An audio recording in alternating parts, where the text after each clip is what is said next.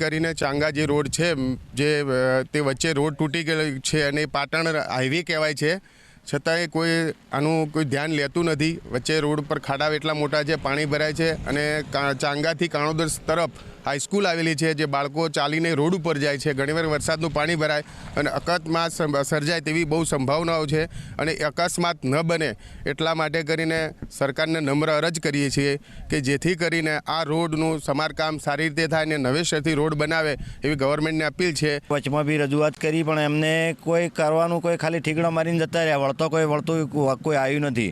હવે હું એકણા અમારે તો ખરેખર તો ગામની સ્કૂલ લાગે છે, હું છોકરાને કાયમી હેડવા આવવા જવાનું હોય, હું એકણા અમારે પાણી એક બાજુ ભરાઈ જાય છે। છોકરો બદલે મેં વચમાં પંચાયતવાળાને બી રજૂઆત કરી કે ભાઈ તમે ગમે તે કરો અને એકણે આ રસ્તાનો ખુલાસો કરાવરાવો।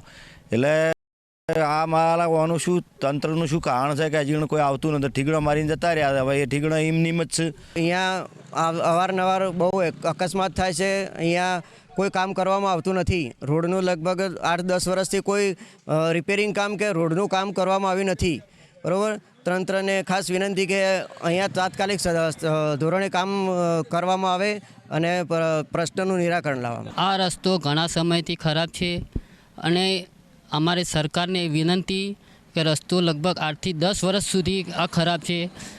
ગાડીવાળા આવે, સરકાર આગળથી આવે તો ઉપર ડામર નાખીને જતા રહે છે, કોઈ સુધારું કરતા નથી, બરાબર। તો સરકારને એટલી વિનંતી કે અહીંયા વળાંકનો ભય છે, એક્સિડન્ટનો ભય છે, તો બહુ જ ખતરો છે।